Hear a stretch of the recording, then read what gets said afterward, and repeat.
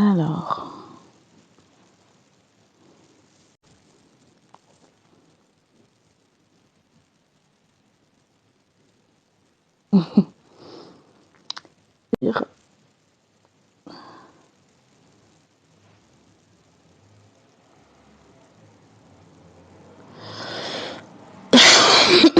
Je suis désolée, je risque de tousser. Je vais pour pas tousser. Ah, Coucou, allô! Ça va comment ça bien? va? Ça va bien, toi? J'avais le micro, je pense que je pourrais pas mettre le micro du coup parce que sinon je t'entendrais pas. Ça va? Ah, oui, toi? Tu m'entends? Oui. Oui, je t'entends. Est-ce que tu m'entends aussi? Nickel. Oui, parfait. Super! Alors, On est bon. bienvenue à tous dans le live Bienvenue. de Marianne. Dans le fond, Marianne, t'es une coach parentale. Oui. Tu habites en France, c'est ça? Ouais, j'habite en France, à Strasbourg très exactement. Wow, je Donc sais pas c'est où près de du la tout. frontière. C'est près de la frontière avec l'Allemagne. En gros, si je prends ma Ah! voiture, en 30 minutes, je suis en Allemagne, quoi. Même pas, un quart d'heure. Hein? Voilà. Donc c'est juste à côté de Wow! l'Allemagne. Et voilà. Et toi, t'es de quel coin au Canada? J'habite à 1 heure de Montréal. Je le dis parce Une que heure de je Montréal. sais que les gens connaissent bien Montréal, Ouais. mais j'habite en campagne, vraiment plus loin de Montréal. Ok. Ah, c'est top. Trop bien. Super! Je suis tellement contente. Je veux juste dire, je sais pas s'il va y avoir plus de Français ou plus de Québécois dans Oui. notre live, mais dans le fond, je vous invite à me le dire si vous comprenez pas comment je parle, parce que je sais que j'ai un accent vraiment prononcé. D'habitude, je mets des légendes sur mes vidéos, mais là, c'est pas possible. Ah, c'est bon. Euh, Oui, oui. Fait que c'est ça. Mais si jamais vous comprenez pas comment je parle ou peu importe, dites-le. Si vous avez besoin que je ralentisse le débit aussi, dites-le. Yes, ça va aller, t'inquiète. Super. Mais On est ensemble. je vais te laisser te présenter, Marine. Oui, bah toi aussi, du coup, tu te présenteras après, parce que je sais que tu es aussi en train de devenir comme moi. C'est bizarre de dire ça. De faire en tout cas le même métier que moi. Donc moi, je suis Marine, coach en parentalité positive. Je suis aussi formatrice. C'est un domaine effectivement qui me passionne en fait, donc c'est pour ça que j'ai fait tout ça. Le coach, oh, tu veux qu'on enchaîne sur directement la définition aussi du coach parental ou Oui, on peut. on en profite? Ça, bah, Oui. je te donne la version et toi tu me dis ce que t'en penses et si tu dois agrémenter des choses. Donc moi j'avais noté que en gros c'est du soutien parental, le coaching parental. Ça m'a fait repenser à une conversation que j'ai eue il y a pas longtemps avec une future élève, sûrement de mon académie, où elle me disait, mais en fait, il y a pas, on sait pas vers qui se tourner quand on est parent. La plupart du temps, on se tourne vers notre entourage, mais quand notre entourage, il est pas sur les mêmes principes et valeurs que nous, eh ben, c'est super dur parce qu'on se sent vachement seul. Donc, on essaye d'aller un peu à droite à gauche et souvent, on va sur Internet chercher des solutions parce que les autres solutions, ça pourrait être Pardon, je vais perdre ma voix. J'ai pris une pastille pour la gorge, du thé pour pas tousser. Et on va peut-être se tourner par exemple vers des pédiatres ou des médecins, mais pareil, ils sont déjà souvent débordés, donc ils n'ont pas le temps. Ils ont que le rendez-vous pour pouvoir soigner l'enfant, en tout cas le guérir le plus vite possible, et donc pas forcément de parler de tout ce qui va être un peu plus côté psychologie, etc. et développement de l'enfant. Donc et ils vont aussi avoir eux-mêmes leurs propres principes qui vont pas forcément être concordants avec les nôtres. Donc c'est pas évident de trouver du soutien et je trouve que clairement le coaching parental c'est ce soutien-là qui manque en fait aujourd'hui dans la sphère de la parentalité. On sait pas vers qui se tourner et en prenant un coach en parentalité positive, on sait d'office que les valeurs vont être les mêmes et qu'on va pouvoir être guidé de la manière qu'on le souhaite finalement. Je suis d'accord. Voilà. Donc, en fait, ben, mon nom, c'est Charline. En fait, mon vrai nom, c'est Charline. J'ai une page qui parle de parentalité bienveillante. Non seulement ça, mais je parle extrêmement du consentement. Pour moi, c'est ma première mission d'apprendre, dans le fond, dès le plus jeune âge, le respect du consentement, le respect des limites corporelles. Je suis aussi coach en parentalité. J'ai fait ma certification. Je termine présentement ma certification avec le Jai Institute for Parenting. C'est aux États-Unis. Euh, Puis, dans le fond, c'est ça. Pour rajouter un petit peu à ce que Marine disait, une coach parentale, c'est quelqu'un qui peut vous aider dans votre dynamique familiale. On dit souvent, il n'y a pas de livre pour devenir parent. Puis, avoir un coach parental, c'est comme avoir un livret rempli Mm. de ressources. Puis que quand on est à bout, quand on est la tête dans l'eau complètement, puis qu'on a nos émotions qui nous remplissent, puis que c'est difficile d'avoir une relation avec nos enfants, alors le coach parental est vraiment là pour être là pour nous accueillir. Puis ce qu'il faut comprendre en tant que coach parental, parce que j'ai souvent ça, hein, ils disent « Ah, oh, t'es comme super nanny. » Et je suis comme je comprends la nuance, mais par exemple, moi, en tant que coach parental, je suis un coach parental. Je soutiens le parent. Et donc, je vais donner des outils aux parents pour se réguler, pour avoir accès à ses émotions, pour bien canaliser ses émotions, bien être un bon enseignant pour son enfant, pour lui-même apprendre les outils de la régulation émotionnelle.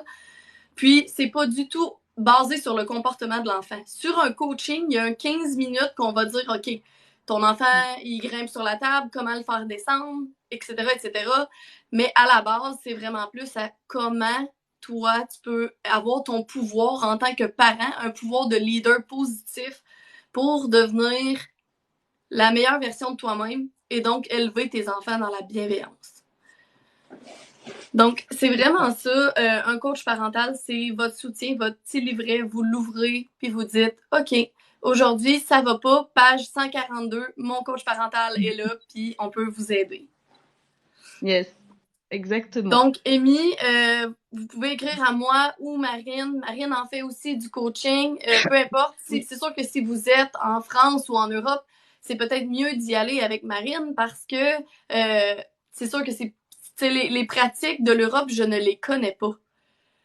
Oui, en fonction de là où vous habitez, oui, choisissez en fonction de là où vous êtes, parce que en plus avec le décalage horaire, ce sera pas forcément pratique, je pense, pour faire le Je suis coaching. d'accord.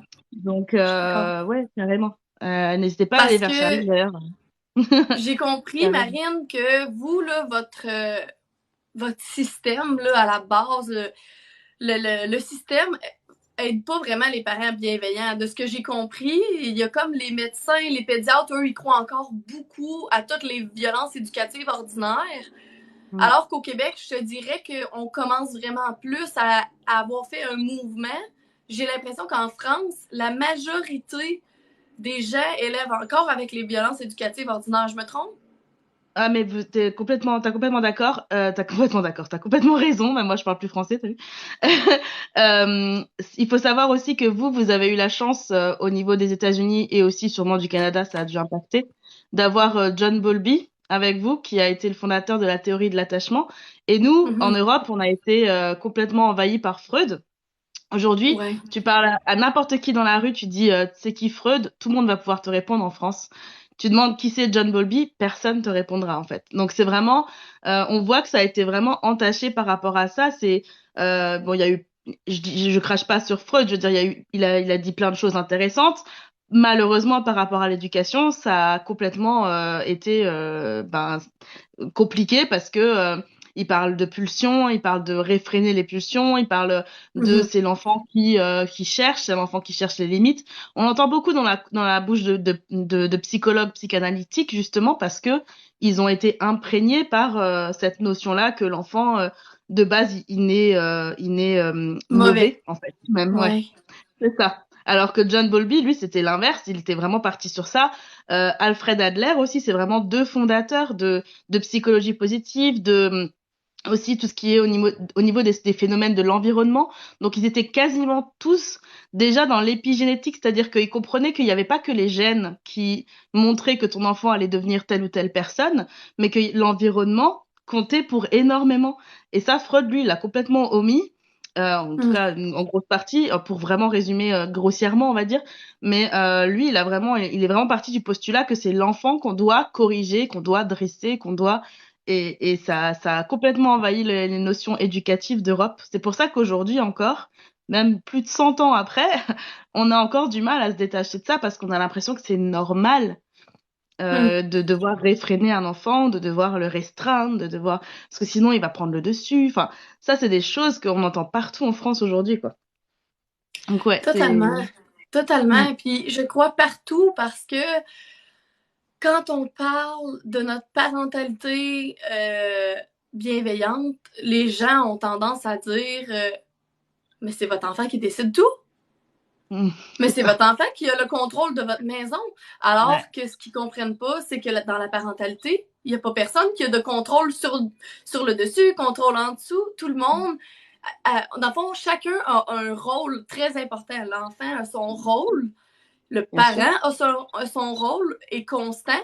Puis il faut comprendre que le parent, en fait, le cortex préfrontal, qui est la gestion des émotions, est pratiquement développé au complet parce qu'on s'entend que si un enfant a été dans un attachement qui a été soit ambivalent, même insécurisant, alors Mm. là, le cerveau, ça se peut que le cortex préfrontal ne soit pas développé tout à fait. Donc, certains parents réagissent avec impulsion, puis ils Ouais. disent, ben, je suis plus capable, je suis pas capable de faire autrement, mes émotions, mes mots sortent, mes mains partent, je prends mon enfant par le bras, je ne m'aime pas, puis je ne Mm. comprends pas pourquoi je suis comme ça.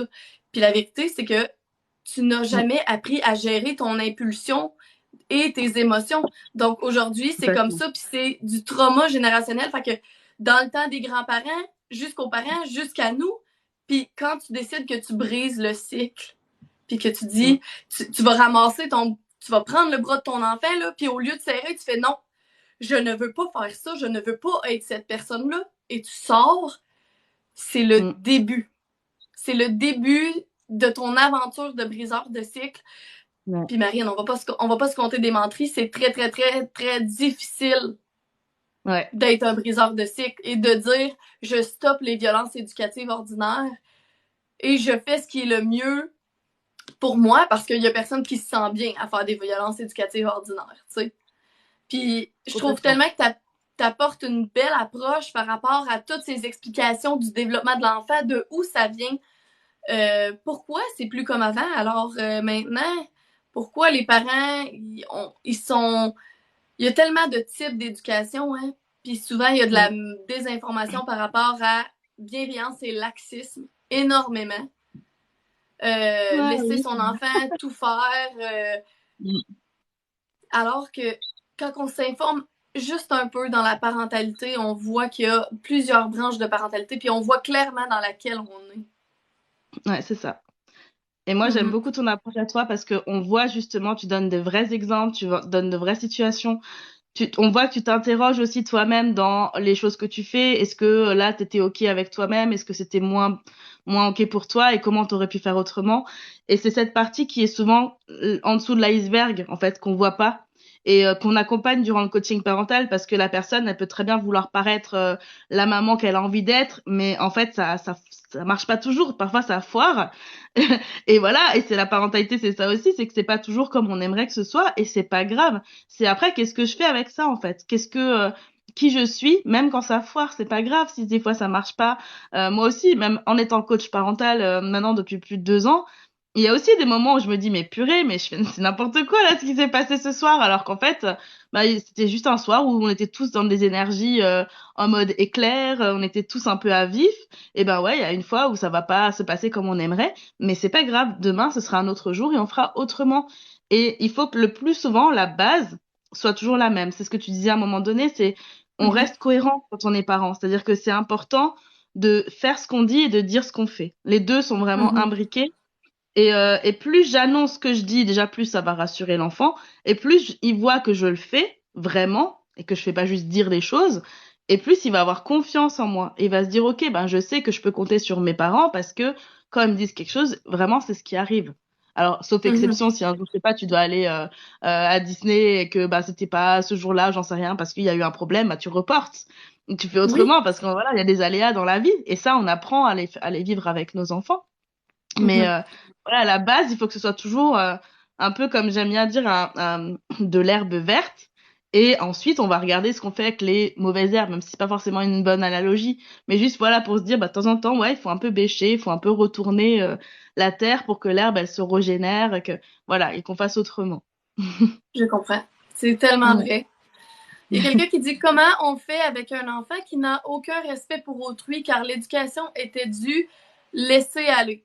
Il y a quelqu'un d'autre qui répond l'enfant reproduit le respect s'enseigne par le respect. Je veux dire que c'est vrai. Je veux dire que c'est vrai. Il faut quand même avoir une nuance ici. Ce n'est pas parce que tu traites ton enfant avec respect que tu vas avoir la perception du fait que lui va te traiter avec respect constamment. Parce que Ouais. la parentalité que tu fais, c'est que tu donnes toutes les chances de ton enfant de son côté pour qu'il devienne une personne épanouie, heureuse, mais tu ne peux pas contrôler, il faut lâcher prise sur le contrôle de comment ton enfant va tourner en bout de ligne.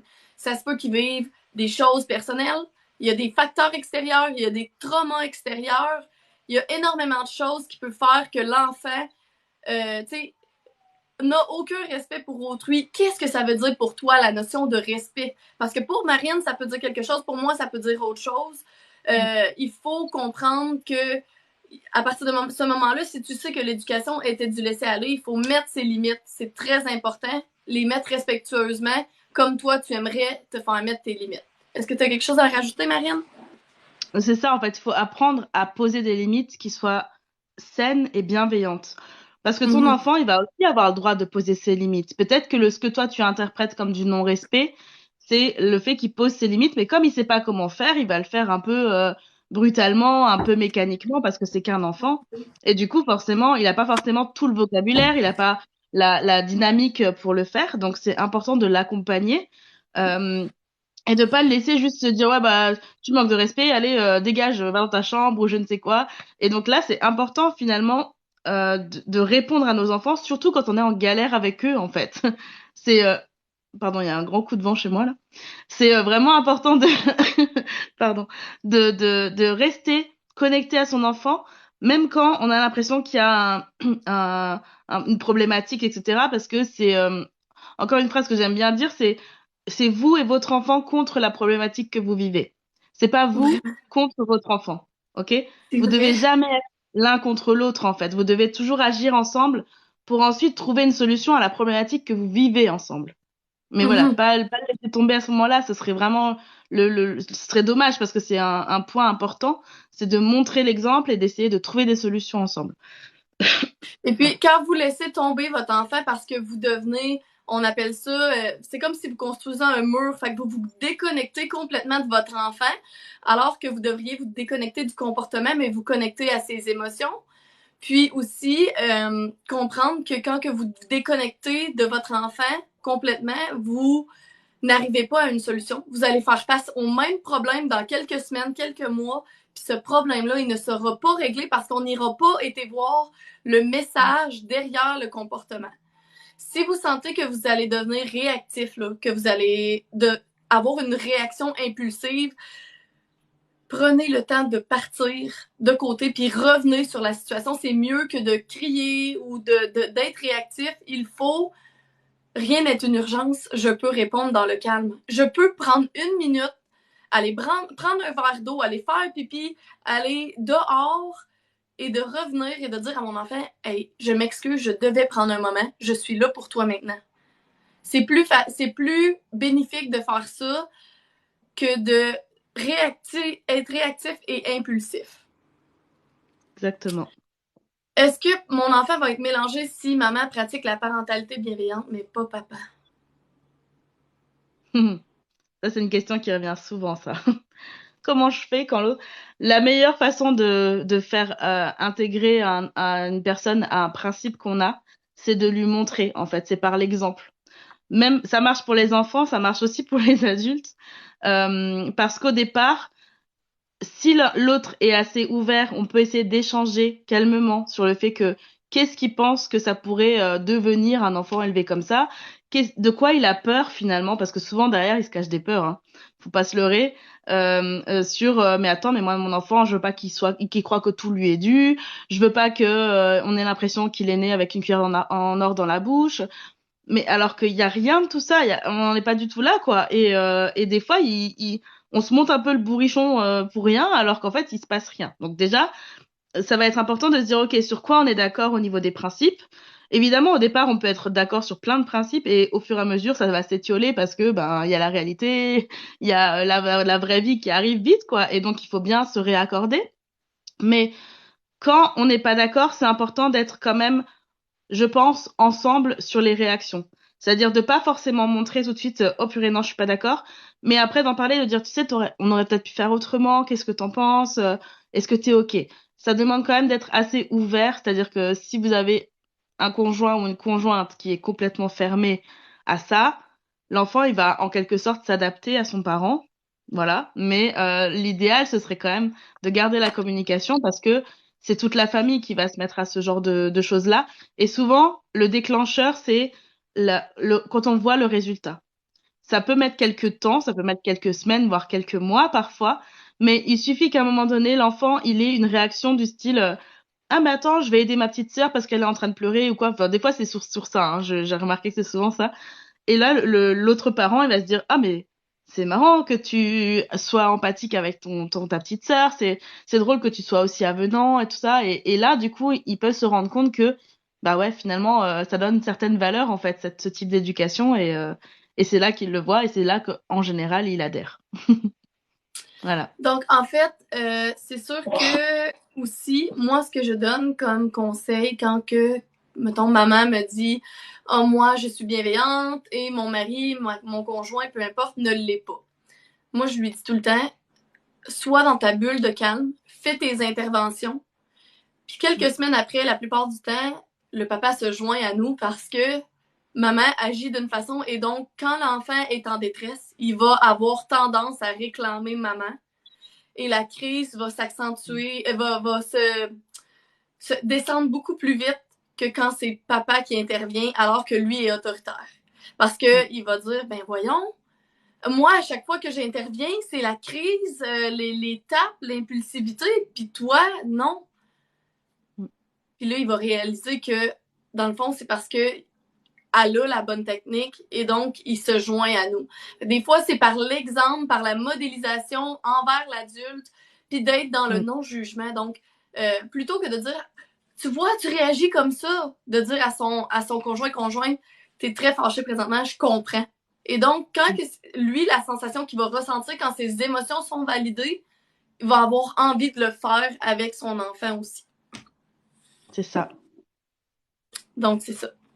C'est toute la communication bienveillante, en fait. C'est ça, c'est ça. Puis si vous avez une communication non violente avec votre conjointe, c'est correct de ne pas être d'accord face aux enfants. Fait que si, mettons, il se passe une situation et là, vous dites à votre conjoint, je ne suis pas d'accord présentement à comment que tu réagis, est-ce que tu peux aller prendre l'air puis je vais m'en occuper? C'est pas malsain pour les enfants de voir ça. Vous avez trouvé une solution ensemble. C'est quand on est rendu à faire des violences éducatives envers notre personne significative que là, pour nos enfants, ça montre pas ce qu'on a envie de montrer. Fait que c'est vraiment ça la nuance. Donc, quand est-ce commencer la bienveillance, Marine? Bah, tout de suite. Le plus tôt possible. C'est important je pense qu'il y a eu, alors c'est drôle parce que j'ai eu pas mal de conversations ces derniers temps avec plein de types de mamans très différentes. Des mamans qui sont du coup plutôt un peu comme moi, où moi j'ai été très investie tout de suite, où moi depuis mes 16 ans je voulais des enfants, donc clairement j'ai toujours été une maman en fait. Et d'autres sont devenues mamans le jour où elles ont accouché, quoi. Donc vraiment beaucoup plus tard et donc qui se sont posé des questions peut-être un peu plus tardivement, mais peu importe dans quel cas de figure vous vous situez, dans tous les cas, il y a toujours une espèce de prise de conscience de OK, je fais quoi maintenant en fait? Comment je vais agir, etc. avec mon enfant? Et là, vous allez commencer à chercher des pistes. Donc, soit vous allez vous tourner vers votre entourage, comme je le disais au début, et donc ça va résonner ou ça va pas résonner avec vous. Donc, en fonction, vous verrez si c'est OK pour vous de faire ce qu'on vous conseille autour de vous ou pas. Et si c'est pas le cas, effectivement, allez chercher et explorer ailleurs. aller peut-être trouver des livres aussi de façon vraiment primaire. On va chercher dans les livres, on va chercher sur Internet, on va chercher sur des comptes, justement Instagram, TikTok. Aujourd'hui, ça se développe au niveau de l'infopreneuriat, donc c'est vraiment les entrepreneurs qui se basent sur de l'information, des faits, vraiment des choses comme vous avez des posts, il y a marqué 5 façons de, je sais pas, faire l'euro à votre enfant. Voilà, il y a plein de choses maintenant qui existent et vous pouvez trouver ça. Et dès que vous voyez quelqu'un qui correspond à vos valeurs, eh ben, vous pouvez suivre cette personne pour que justement, elle puisse vous indiquer finalement comment elle fait et comment ce que vous, et si ça résonne, comment vous pourriez le faire aussi pour vous. Mais ça, je pense que ça vient vraiment quand même assez rapidement parce que les hormones, la fatigue, tout ça, on a besoin de solutions qui sont assez rapides et on a besoin de soutien et on a besoin d'être entendu et ça, je pense que c'est vraiment à faire au plus rapidement, le plus rapidement possible. Ouais. Je sais pas ce que t'en penses toi du coup. Moi, depuis la naissance, je crois que la parentalité bienveillante, ça se fait. Les gens me demandent, c'est quoi la première étape quand t'as un bébé qui ne fait que dormir? Alors, c'est ne pas laisser pleurer son enfant, répondre à ses besoins de base et regarder qu'est-ce que nous fait vraiment se déclencher. Est-ce que quand notre enfant pleure, on ne comprend pas ses pleurs, ben on devient tel, parce que ça nous arrive tous la nuit quand on ne dort pas, on est à fleur de peau, on est fatigué. Et donc, est-ce que c'est un gros déclencheur? Quand ma personne ressource, ma personne significative ne m'écoute pas, est-ce que je me sens que je ne suis pas écoutée? C'est un déclencheur. Et donc, le premier 1 an, c'est vraiment en apprendre le plus possible à propos de soi-même en tant que parent, parce qu'on devient quelqu'un de nouveau. Puis on laisse notre ancienne enveloppe corporelle avant. On ne sera plus jamais la personne qu'on était avant d'être un parent. Ça, c'est un fait. Mm. Puis aussi, je dirais que ce que j'aime le plus de la parentalité bienveillante, c'est que j'ai un nom dans ma tête qui sonne tout le temps, c'est la parentalité intuitive. Soyez intuitif par rapport à comment vous vous sentez. Si vous écoutez vos proches, puis qui vous dit laisse-le pleurer, il fait son bébé, il mérite pas que tu le prennes, il va gagner. Ben alors, si ça parle pas dans votre intuition, vous écoutez, vous dites parfait, merci de ton opinion et vous allez faire ce que vous avez envie de faire en tant que parent. Vous êtes l'expert de votre bébé, pas ma tante Michel. Et ça demande, je trouve que c'est important ce que tu dis là, et ça rejoint ce que tu disais avant par rapport aux transmissions transgénérationnelles. Ça demande de se positionner et de se déconditionner aussi de ce qu'on a vécu nous-mêmes. Parce que Oui. encore une fois, faut le dire, la plupart des gens ont quand même vécu de la violence éducative ordinaire, qu'elle soit minime ou pas, même si ça, voilà, peu importe finalement. On en a vécu, on a eu des réactions comme ça émotionnelles très vives qui font qu'aujourd'hui, on a une personne conditionnée par ce genre de réponses qu'on pense automatiques, mais qui le sont pas. C'est juste des réponses conditionnées. On a vécu des choses. Tiens, bah moi, si je tirais la langue à ma mère, j'en prenais une. Donc moi, le jour où mon enfant me tire la langue, j'ai limite à l'intérieur de moi, j'ai l'impression que la main, elle part toute seule parce que c'est exactement ce que moi j'ai vécu. Et donc, comment je fais maintenant pour arrêter ça et pour me dire, mais non, il est juste en train de me tirer la langue, c'est pas si grave que ça. Et qu'est-ce qui s'est passé avant? Pourquoi il en est arrivé à ça? Est-ce que c'est pas juste, il a 4 ans, il est dans sa phase pipi caca, il tire la langue parce que ça le fait rire, et moi je vais être là à lui balancer un truc au visage alors qu'il a rien demandé. Et du coup là, ça demande aussi à se poser et à se dire, mais en fait, ben oui, à l'époque, on savait pas tout ce que ça impliquait un enfant. On pensait que c'était des mini-adultes. On pensait que, ils étaient très capables de raisonner et de se dire, mais non, il a pas à tirer la langue. Si l'enfant, il savait que tirer la langue, c'était une grosse bêtise et qu'il allait se prendre une grosse claque en le faisant, mais bah pourquoi il le ferait en fait? Donc, il y a vraiment aucune corrélation entre les deux choses. Et c'est ça qui est important aussi de vraiment replacer, de dire mais en fait ma réaction elle est pas automatique et c'est pas que je suis touchée, c'est que c'est mon enfant intérieur qui est en train de réagir là parce que lui a été blessé et aujourd'hui bah il y a un autre enfant en face de lui qui lui renvoie cette image là et donc ça c'est hyper difficile, il faut vraiment se déconditionner de tout ça et se dire ok mais moi je l'interprète pas comme ça, je suis pas d'accord de l'interpréter comme ça parce que si je l'interprète en plus comme ça, je vais forcément avoir une réaction pourrie derrière parce que je suis en train de me dire que mon enfant, il est en train de me manquer de respect. Donc forcément, je vrille en fait. Alors que si je me dis, Mhm. OK, il est petit, il a 4 ans, je vais lui apprendre que ça se fait pas. mais je peux lui apprendre dans la bienveillance, dans la douceur et sans rentrer en conflit automatiquement avec lui, en fait. Tellement. Voilà. Il y a quelqu'un qui demande, dans le fond, les avantages d'être bienveillant avec un adolescent. Est-ce que Tu tu veux veux commencer? répondre en premier? OK. Oui. Vas-y, commence si tu veux, comme ça, comme Euh, j'ai commencé. Mais oui, en oui. fait, la bienveillance, vous pouvez la commencer n'importe quand. Euh, c'est sûr qu'au début, si vous n'avez pas été bienveillant durant l'enfance et que vous arrivez à l'adolescence, que tout d'un coup, vous parlez comme s'il y avait des arcs-en-ciel et des papillons qui sortaient de votre bouche, ça se peut que votre adolescent fasse qu'est-ce qu'elle a pris pour être comme ça? Mais dans le fond, c'est que vous allez lui montrer la constance et donc avec la constance, vous allez arriver à avoir une meilleure communication euh, que si vous aviez resté dans l'autoritarisme. Puis il faut comprendre que le cerveau de votre enfant, parce qu'un adolescent, c'est encore un enfant. On l'oublie souvent, mais c'est un enfant qui est en transition vers le monde de l'adulte. Puis si vous agissez avec bienveillance envers votre enfant, son cerveau va se modifier et va s'ajuster à votre bienveillance. Son cortex préfrontal, ses impulsions, ses émotions, tout ce qu'il n'avait pas appris avant, il pourra l'apprendre maintenant. Exactement. Surtout que le cerveau se développe jusqu'à 25 ans. Donc, c'est vraiment, il Mm-hmm. n'y a jamais de trop tard, en fait. C'est toujours bien de se dire, OK, là, les premières années, peut-être que j'ai pas réussi pour X ou Y raison, on s'en fout. Parce que, en plus, en coaching, vraiment, on part pas sur qu'est-ce qui a été fait avant. On va l'évoquer parce que c'est important de se dire, OK, jusqu'à présent, tu as fait ça, tu vois que ça marchait pas. Donc, maintenant, on va faire autre chose. Et là, on va changer de paradigme, on va changer de principe, on va changer nos comportements, notre état d'esprit. L'état d'esprit, c'est une clé, mais pas que dans la parentalité, dans plein de choses en fait. Quand j'aime bien prendre l'exemple de la route, quand vous êtes en voiture, si vous commencez à vous énerver sur tous les gens qui font des infractions au code de la route, en tout cas en France, vous n'êtes pas rendu parce que vous pourriez, mais vous sortez de la voiture, vous faites une tachycardie quoi. C'est horrible d'être tout le temps sur les nerfs à se dire mais toi tu roules pas bien, mais toi t'as pas mis le clignotant, c'est pas normal. Des fois, il faut juste se dire, OK, tu sais pas la vie des autres, tu sais pas ce qui se passe pour eux. Peut-être que l'autre, il a effectivement été doublé comme un crétin parce que voilà, nanana. Mais peut-être que c'était parce que sa femme, elle est en train d'accoucher et qu'on lui a dit à l'hôpital, viens vite, ta femme elle accouche. Alors c'est stupide de faire une infraction et de risquer sa vie, on est d'accord. Mais peut-être que voilà, il s'est pas rendu compte et dans l'adrénaline, il a fait ça et c'est une connerie. Mais je trouve que vraiment de toujours faire des suppositions, des présuppositions, ça fait partie des accords Toltec, hein. Si on en fait, on se rend malade en fait. Et est-ce que ça vaut le coup de se rendre malade pour des interprétations et des surinterprétations qui ont pas lieu d'être en fait?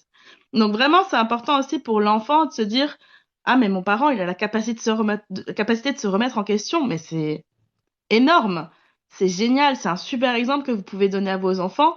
Et même si c'est quand l'enfant a 8 ans, 9 ans, 10 ans, 12 ans, et que vous dites, bon, ok, c'est vrai que j'aurais peut-être pas dû faire ça avec toi, imaginez ce que ça, comme le soulagement que l'enfant il a rien que d'entendre que son parent il s'excuse de lui avoir peut-être de l'avoir mal traité, c'est-à-dire de l'avoir traité mal, hein, on va remettre les mots dans le bon ordre, et de pas avoir su répondre de façon non violente à des réactions logiques et classiques d'un enfant, déjà ça peut beaucoup soulager l'enfant, surtout à l'adolescence. L'adolescence, période charnière où on essaie de se trouver, on se sent pas bien dans notre peau, on a besoin de soutien.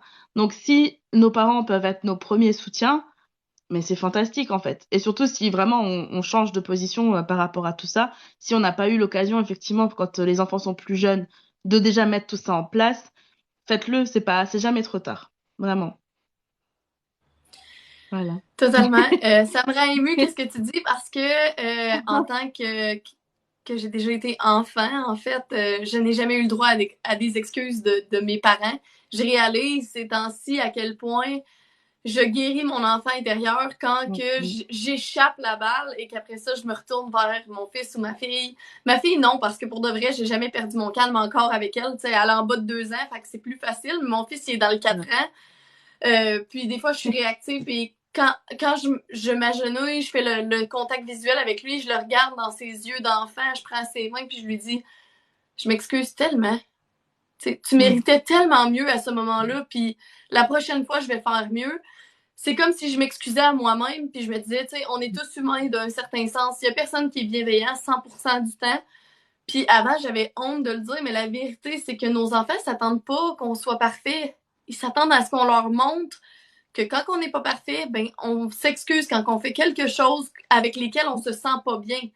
Parce que je m'excuse pas parce que quelqu'un m'oblige, je m'excuse parce que je me sens pas bien dans ma réaction et j'ai envie que mon enfant comprenne mon sentiment. Puis qu'il Mm. développe son empathie aussi, parce que quand on s'excuse à nos enfants, ils développent une grande empathie envers nous puis envers notre capacité à être parent. Mm. Euh, Complètement. Il Complètement y a ça. quelqu'un qui demande comment on fait quand un enfant fait crise par-dessus crise et n'arrive pas à réguler ses émotions. Est-ce que ça arrive souvent déjà? Est-ce que c'est quelque chose de récurrent ou est-ce que c'est un one shot et d'un seul coup, l'enfant il se met à hurler, à pleurer comme s'il ressortait tout ce qu'il avait contenu depuis longtemps?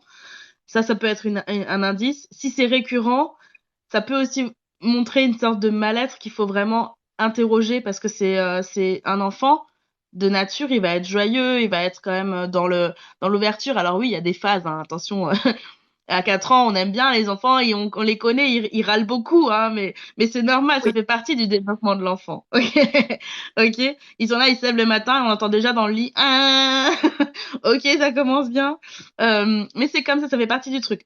Par contre, si vraiment ça se transforme en crise quotidienne, faut vraiment aller chercher ce qui se passe derrière. Donc, soit se faire aider d'un professionnel, soit déjà aller commencer à gratter la petite couche. Vous pouvez aller, par exemple, c'est du métaphore, hein, ce que je dis. Vous grattez pas la couche. Hein. Vous pouvez, avec les enfants, leur faire faire des dessins. Mais tout simplement, en fait, juste pour qu'ils expriment des choses, leur dire, OK, dessine-moi ta journée d'aujourd'hui. Et peut-être que en dessinant, ils aiment bien, voilà, mettre, faire le ciel, etc. Si vous voyez qu'ils dessinent tout en noir, voilà, c'est de l'interprétation hyper facile, hein. C'est vraiment, on n'est pas dans la psychologie, et tout, mais juste de base, un enfant qui va dessiner du noir, machin, on sait qu'il est dans des pensées qui va pas bien. On peut aller interpréter aussi son dessin. On peut lui demander justement à ce que lui nous interprète son dessin pour être sûr et pas que nous on interprète avec nos yeux, hein, d'adultes. Donc vraiment important. Donc, ça peut être des petites choses comme ça à mettre en place. Et si c'est du one shot, vraiment essayer de trouver le déclencheur.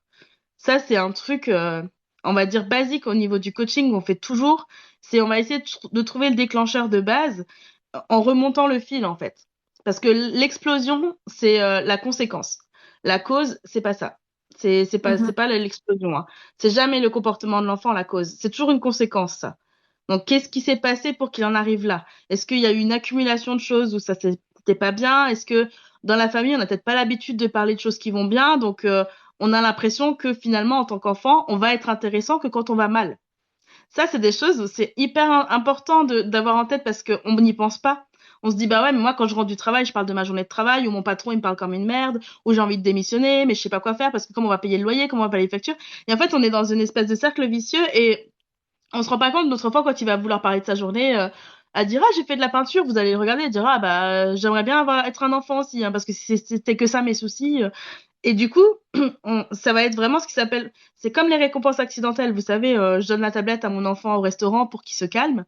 Bah forcément, mon enfant, il va jamais être calme au restaurant tant qu'il aura pas sa tablette. C'est vraiment une récompense accidentelle.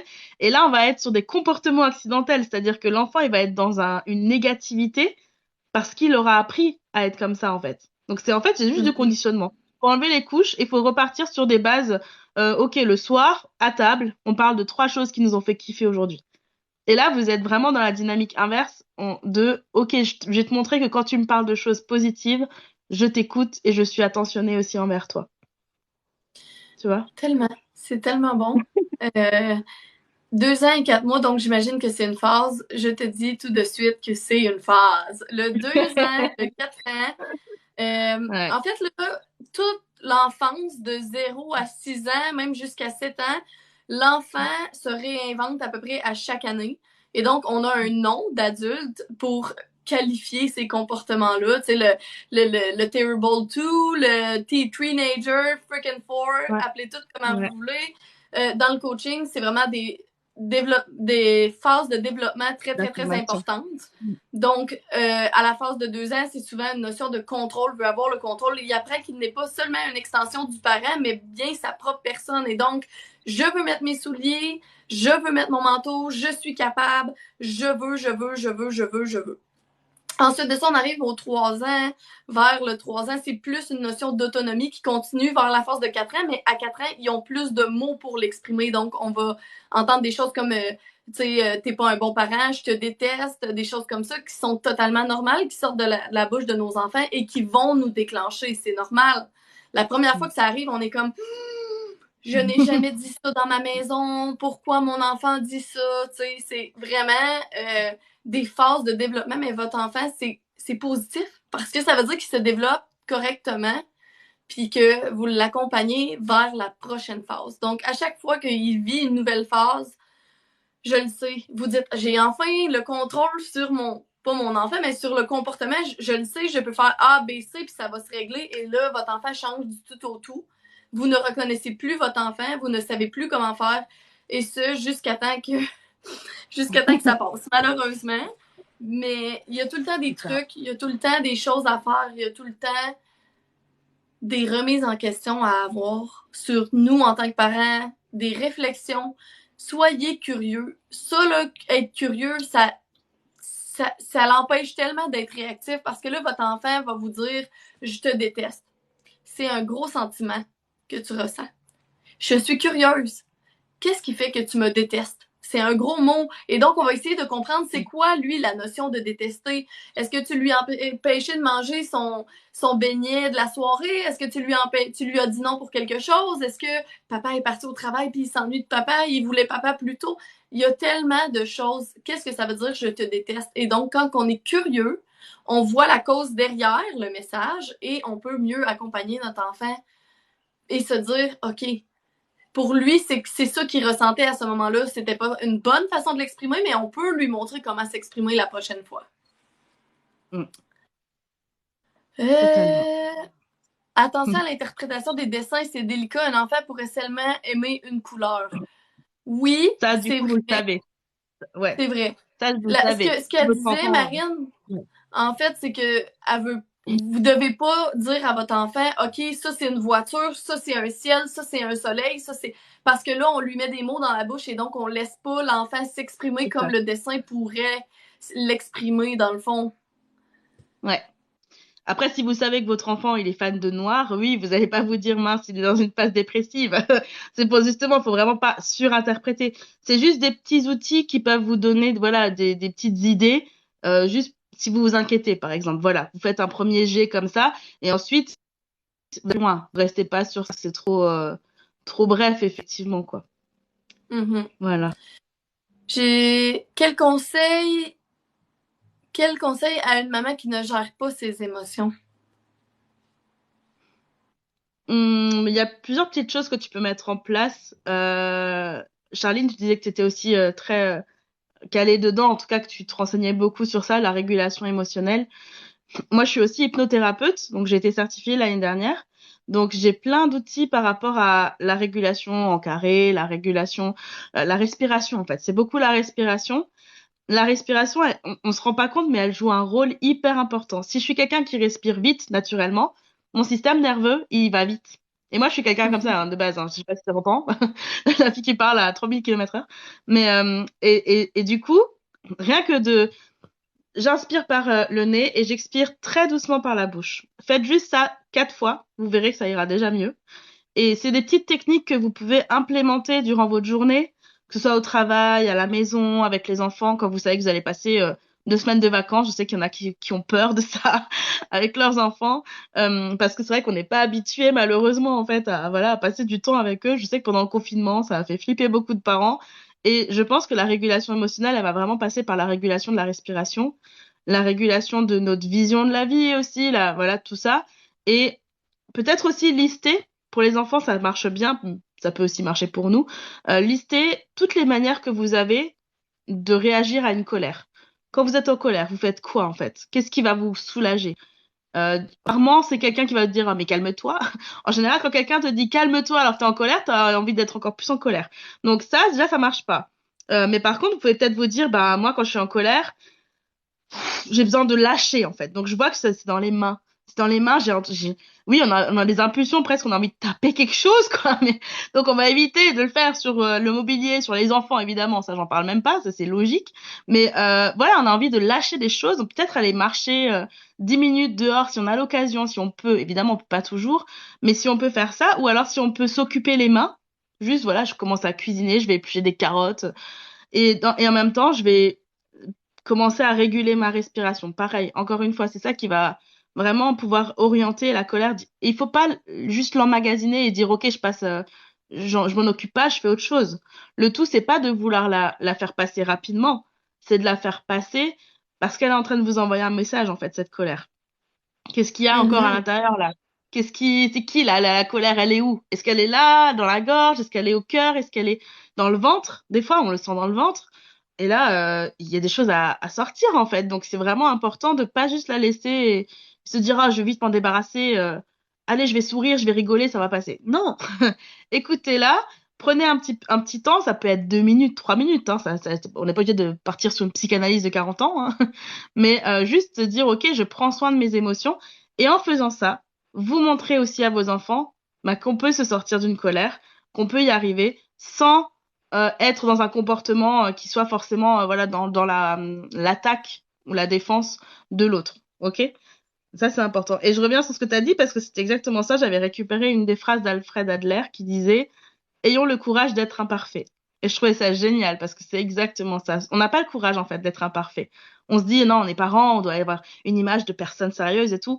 Si vous saviez le nombre de moments que je vis avec mes enfants, où des fois je me dis pourquoi je suis pas en train de filmer là? On est juste en train de délirer ensemble, on rigole, on se prend pas la tête.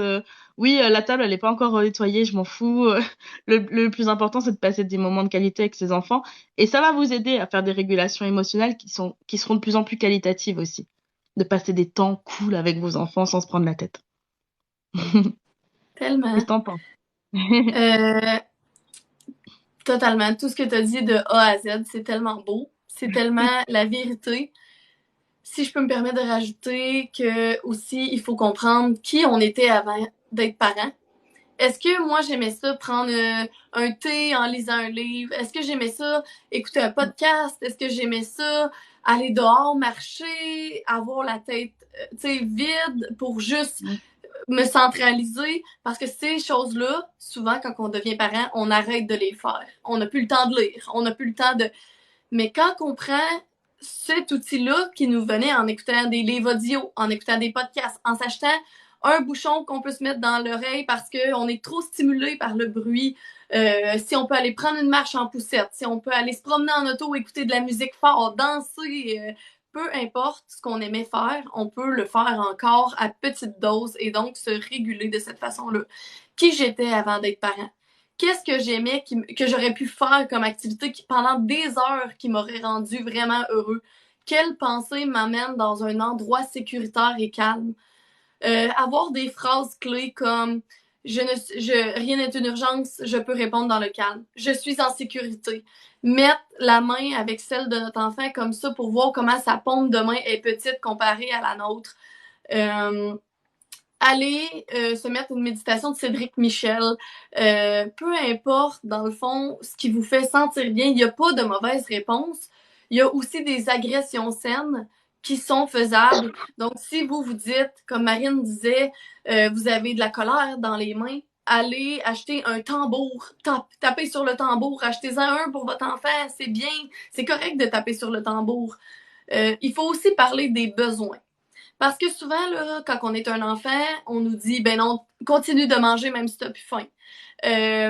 Retiens-toi, on arrive dans 15 minutes, là, t'as envie de pipi, mais faut que tu te retiennes. Non, là, arrête de pleurer tout de suite. Donc, on apprend à rentrer nos émotions, manger même si on n'a plus faim, pas aller aux toilettes quand on a envie. Et donc, quand on devient un parent, quand on devient un adulte, on arrête de s'écouter. Puis, on a soif ici, on a faim dans l'estomac, on a la vessie pleine, on ne peut pas savoir où est située l'émotion parce que quand on est en colère, on a l'impression que notre corps est en feu, l'émotion est partout. Mais c'est parce que tous nos autres besoins ne sont pas répondus, nos besoins de base. Il faut commencer à s'écouter. Quand j'ai soif, je bois. Quand j'ai faim, je mange. Quand j'ai plus faim, j'ai le droit d'arrêter de manger. Quand j'ai envie, je vais aux toilettes. Puis quand je parle de ça à mes clients de coaching, c'est quelque chose qui disent, ben, je fais tellement pas ça d'aller aux toilettes ou de m'écouter mes besoins de base, mais tu peux pas écouter, être à l'écoute des besoins de ton enfant, tes besoins à toi, les besoins de la personne significative et donc être à l'écoute de tout le monde. Tu n'es qu'une seule personne. Commence à répondre à tes besoins puis le reste va suivre. Puis tu vas voir, tu vas être déjà tellement moins en colère parce que ton corps, il sera pas en mode survie. Tu vas avoir pas faim, pas soif, pas envie. Tu vas être capable de répondre dans le calme. Mais là, on est comme des Sims. Puis les Sims, dans le rouge, où tout le monde a faim, tout le monde est en feu, tu sais. Fait que c'est C'est trop vraiment ça. ça, c'est normal. Puis quand vous savez que vous êtes en colère, identifiez. OK, en ce moment, je me sens en colère partout, mon corps est en feu. OK, mais où? Moi, là, j'ai l'impression que quand j'ai le goût de dire à mon enfant que c'est une peste, j'ai vraiment envie de le dire parfois, puis je le dis pas. J'ai vraiment une boule dans ma gorge parce que ça bloque, parce que j'ai envie de le dire, puis je le dis pas. Donc, à la place, qu'est-ce que je fais? C'est comme si j'allais crier, fait que je vais faire ça comme ça. Parce que la bouche n'a pas besoin de crier. Elle a besoin de s'ouvrir, notre visage, nos muscles ont envie de le faire et donc on le fait. Puis des fois, je vais faire Wouh! Mon fils va rire, puis ça va casser la chicane, puis on va juste rire ensemble. Mais il faut dédramatiser, il faut se regarder à l'intérieur de nous, comment on se sent dans nos émotions. On doit apprendre à se connaître pour pouvoir être capable de s'identifier et s'identifier face à notre enfant aussi, tu sais. C'est génial. Bon, J'adore. il y a tellement de gens J'adore qui écouter ça. disent je comprends tellement plus, c'est trop bien, c'est fou là, tu sais, quand on comprend ça, ça fait tellement des Ouais, petits éclairs. c'est ça. J'espère que ce live-là sera enregistré et rediffusé. Moi, il va être sur ma page YouTube. Marine, tu pourras le mettre où Oui, ce que tu veux aussi. oui, je le mettrai peut-être aussi sur YouTube, ouais. Ça marche. En Très bonne terminant, idée. j'aimerais qu'on parle des références de livres. Quelles sont tes meilleures références?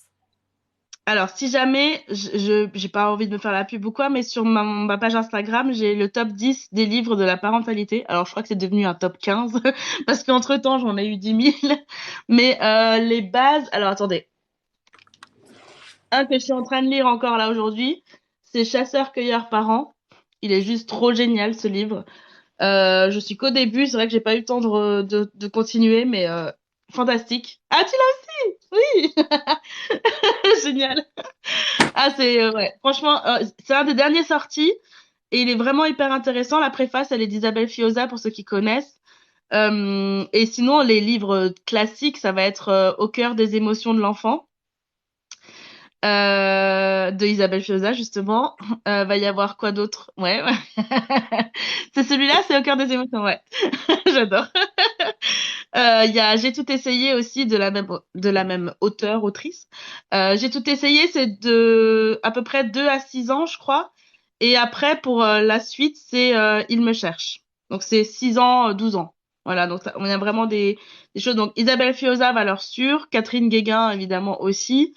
Je la trouve un petit peu moins accessible, personnellement. Après, voilà, c'est vraiment perso. Et qu'est-ce qu'il y a d'autre? Toi, t'as tout sorti. Moi, j'ai donné plein de livres à des copines qui viennent d'être maman. Donc, j'en ai plus vraiment sous la main. Mais vas-y, enchaîne si tu veux. Donc, si vous voulez voyager avec vos enfants, le guide du parent voyageur, restez dans la Génial. bienveillance et avoir, parce que souvent quand on voyage avec nos enfants, on est très, très, très stressé. Et donc, un bon livre préparatoire pour pouvoir voyager avec nos enfants. L'autre, c'est No Bad Kids. C'est en anglais, mais c'est Janet Lansbury qui l'a écrit. C'est vraiment sous forme de donc ici mettons les choix qu'on donne à nos enfants que eux ne peuvent pas prendre. Donc le 2 ans et puis elle écrit mettons on fait ça, 2 on fait ça. Donc c'est vraiment une petite bible quand on a besoin de dire mon enfant fait X Y Z comportement, j'ai besoin de quelque chose. Ce livre-là très bon. Si vous voulez guérir vos blessures émotionnelles, Parents toxiques, c'est un livre. C'est un livre, moi je l'appelle un livre claque d'en face. C'est claque dans le visage. Tu lis et des fois tu as envie de. Ton mode fight or flight, il embarque parce que tu sais, tu dis j'ai vécu ça et je m'en rappelais plus. Puis quand tu le lis, c'est juste. c'est tellement d'émotions, ce livre-là. Faut vraiment être prêt à guérir des blessures émotionnelles. Fait que ça, c'est vraiment un très bon livre. Pour les parents anxieux, mettre en pratique le pouvoir du moment présent de Eckhart Tolle. Vraiment un bon livre pour les anxieux. Puis la guérison des 5 blessures aussi de Lise Bourbeau. C'est tellement un bon livre. Pour l'autre, Chasseur-cueilleur parent, moi, un œuvre d'art sur. Énorme. Ouais. J'ai vraiment aimé ce livre-là. Je suis pas d'accord avec 100% du livre. Il y a des passages que j'ai été moins d'accord, mais somme toute, c'était une très belle œuvre. En plus, qui nous apprend sur les différentes les différentes tribus. J'ai vraiment aimé ça. Fait que ce serait vraiment mes meilleurs livres. Sinon, les livres d'Isabelle Filiosa, c'est wow. J'adore cette personne. Totalement. Le livre de Mélanie Bilodeau, psychoéducatrice du Québec, c'est un très bon livre. Soyez l'expert de votre bébé. Et le nouveau livre de Sarah Hamel, psychoéducatrice aussi, qui vient de sortir Le Petit Pouls d'Amérique, que ça s'appelle. Et donc, c'est vraiment ça aussi, un livre que vous savez quoi faire. OK, il fait ça. Comment ça, il fait ça?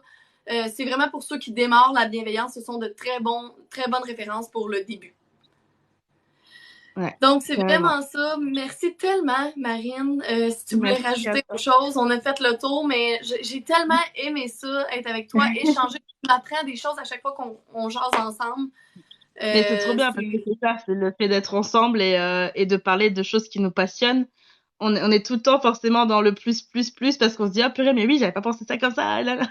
Et du coup, c'est l'effervescence en fait. Mais j'adore, c'est trop génial. Totalement. Merci. Alors, je vous souhaite une bonne journée. Abonnez-vous à Marine, coach parental, qui est le même. Dans le fond, vous savez, son TikTok, mais il y a aussi sa page Instagram, ma page qui s'appelle On repart à zéro et ma page Instagram On repart à zéro. Écrivez-nous pour des coachings, comme je vous dis. Si vous êtes en Europe, peut-être mieux avec Marine, au Québec avec moi ou vice-versa, peu importe ce que vous aimez le mieux. Merci d'avoir été là, puis je vous adore. Merci. Et voilà, merci à toi. À très vite. Je finis par répondre à une question qu'il y avait toute seule parce que du coup j'ai pas eu le temps vraiment de vous en parler. Combien de temps un enfant a-t-il besoin de se stabiliser suite au changement de comportement? En fait, je peux pas vraiment répondre à cette question parce que ça dépend de plein de choses. Donc quand le comportement de son parent, hein, voilà, de ses parents, c'est ça que tu disais. En fait, l'enfant, il va assez rapidement comprendre que les parents, ils commencent à changer un peu de principe et que effectivement, ils vont peut-être lui accorder plus de liberté, lui faire plus confiance aussi, parce que souvent, ça vient avec le manque de confiance, hein, le fait qu'on soit autoritaire, le fait qu'on fasse pas confiance, qu'on ait peur aussi, hein, clairement. Hein, c'est pas juste je fais pas confiance, t'es mon enfant. Non, c'est j'ai peur pour toi. Donc, je t'enferme dans un système où je pense que j'ai le dessus et le pouvoir sur toi. Donc, c'est un peu biaisé tout ça. Et quand on se rend compte que finalement, l'enfant, il va vite se défaire de ce système-là par la rébellion, par la rancœur, la rancune, eh bien, et qu'on change de système, ça peut mettre un peu de temps, mais ce qui est bien, c'est d'en parler du coup avec l'enfant et de lui expliquer que vous aimeriez voilà, refaire un petit peu tout ça et pas rester sur les choses que vous avez faites depuis le début. Après, à vous de trouver les mots et de voir avec lui ce qu'il en pense aussi, s'il est d'accord pour moi faire l'essai, voilà, de changer un peu les principes. Merci, mi extraordinaire, vous êtes trop mignons. Tous. Afef, merci beaucoup. Tamara, merci. Et bah, j'ai vu ton message et je suis choquée. Comment dire, l'enfant. Ouais. Alors, faut aussi se dire, Tamara, que malheureusement, il y a encore beaucoup de gens qui sont encore embourbés dans ces systèmes-là, hein, de récompense, punition. Je l'avais vu sous je sais plus qu'est-ce que j'avais regardé, mais il y avait quelqu'un qui disait qu'il y avait une vieille dame qui lui avait dit, qui avait dit à son enfant, si tu restes pas sage, le Père Noël il viendra pas. Et en fait, ça c'est des choses où on se rend compte, mais clairement que en fait il y en a, ils sont restés cloisonnés dans ce truc-là de penser que c'est bien de faire du chantage, que c'est bien de punir, de récompenser, que c'est bien pour X ou Y raison, hein, mais c'est inscrit en eux en fait. Là, c'est devenu presque un automatisme et ils se rendent pas compte de la violence que ça peut être pour un enfant, en fait. Donc, il vaut... Moi, je partirais du principe qu'on reste quand même assez calme et bienveillant de base.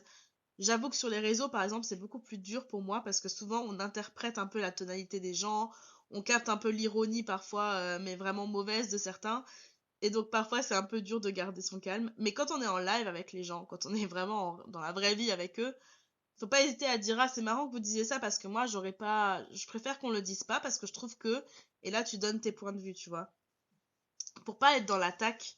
Parce que vraiment, hein, quand on est colère face à la colère, ça marche pas, hein. Il n'y a rien de bien qui ressort des échanges qui sont un peu houleux. Chacun reste sur sa position et rien ne va changer. Alors que si on essaie d'expliquer à l'autre que, mais en fait, c'est dommage de dire ça à mon enfant parce que là, il aurait voulu coopérer avec vous, il a peut-être juste peur. Alors oui, peut-être que vous avez pas le temps, qu'on est à l'hôpital, que l'hôpital aujourd'hui, voilà, on sait hein, que c'est une catastrophe. Mais là, par contre, mon enfant, il a juste besoin de bienveillance et moi, je vais lui en donner si, entre guillemets, il n'en est pas capable, l'infirmier, quoi, à ce moment-là. Ok. Infirmière en pédiatrie, ouais, c'est dur, hein. C'est dur. Mais dis-toi que peut-être qu'elle avait passé une journée pourrie et que toi, t'es arrivé à un moment où, voilà, ça allait pas et... Bah ouais, des fois, il y a des loupés comme ça et ça fout les boules, je suis d'accord avec toi. J'ai aussi vécu des moments de solitude en salle d'attente pour les urgences, quand mon fils s'est coupé le doigt et où il saignait à fond. Et où la nana, tout ce qu'elle m'a dit, c'est prenez un ticket, quoi. Donc je m'étais dit, non mais pardon, moi mon gosse il perd 1 litre de sang là, je crois que je vais aller prendre un ticket et m'asseoir, mais j'étais trop énervée. Mais donc ça, voilà, après nous aussi, hein, faut qu'on gère un peu tout cet état de stress là. Euh, et voilà, même si c'est leur métier, c'est vrai que parfois je pense qu'il suffit que on soit au mauvais moment et puis voilà, ça se passe pas bien. Mais après, n'hésite pas à en reparler à ton fils par contre et à lui dire, bah tu sais, quand elle t'a dit ça, moi je suis pas trop d'accord avec ça, moi je sais que t'avais un peu peur, est-ce que tu voulais m'en parler, de comment tu t'es senti, tu vois, pour vraiment que lui rappeler à ton enfant que toi, t'es la personne sécure de son entourage. Que quelqu'un qui l'a jamais vu nulle part et qui reverra peut-être probablement jamais, ben effectivement, il y a des chances pour que parfois elle soit un peu dans des croyances qui vont la pousser à dire ce genre de choses. Donc, vraiment que tu lui montres que dans la vie, en fait, il y a mille et un visages qui existent, mille et une façons de penser, et que cette personne-là, peut-être qu'elle n'est pas méchante, mais que sur le coup, elle a dit quelque chose de pas très intelligent, et que voilà, tu vois, pour vraiment recadrer avec lui et lui montrer que tu es toujours sa personne de confiance. Face au Père Noël, c'était le Père Fouettard. Non mais grave, on a tous connu ça, là, cette connerie. Mais tu sais que la chanson, je sais pas si vous la connaissez, la chanson Il était trois petits enfants, parce que je crois que c'est très très connu en Alsace, mais peut-être que ça l'est moins dans les autres régions. Et la fait sortir de la chambre. Ah, t'as bien fait, Tamara. Écoute, des fois on n'arrive pas à gérer, c'est pas grave. Je sais pas si vous m'entendez bien, j'ai pas mis le micro. Est-ce que c'est mieux? Un, deux. Allez, c'est mardi. Bon, je vais pas rester trop longtemps avec vous, je vais arrêter. Je sais pas si je vais avoir le live moi ou pas, ou si c'est que Charline qui l'aura, pour que je puisse le partager ensuite sur YouTube. Mais je veux pas qu'il dure 3 heures non plus. Voilà. En tout cas, merci d'avoir été là, les filles. C'était super chouette. On avait vraiment envie de faire un live ensemble depuis longtemps, donc je suis trop contente parce que c'est vraiment une personne formidable. Charline, je la trouve mais géniale, exceptionnelle. Je rêverais d'habiter au Canada juste pour la rencontrer. J'espère un jour que si je vais là-bas, j'aurai la chance de la rencontrer parce qu'elle est vraiment juste géniale. Et voilà. Vous allez me dire, vous parlez pas comme ça. L'hôpital qui se fout de la charité, hein, c'est le cas de le dire. Merci, mais extraordinaire, t'es trop mignonne. Ouais, elle est vraiment top. Franchement, moi, et puis, j'ai envie de dire, elle a de la chance parce qu'elle peut vous montrer des exemples concrets. Elle a des enfants, vraiment, elle vit des situations et je trouve ça génial de le faire. Moi, j'ai pas toujours le réflexe de prendre mon téléphone au moment où je suis dans la situation avec mon enfant. Et c'est vrai que ça, il faudrait que je le fasse plus. Et avec les deux, les miens sont plus grands. Donc en plus, ça peut aussi donner d'autres idées. Mais voilà. J'adore ce qu'elle fait. Je suis trop fan. Allez, sur ce, je vous laisse. Je vous souhaite de passer une très belle soirée. Et on se retrouve à bientôt.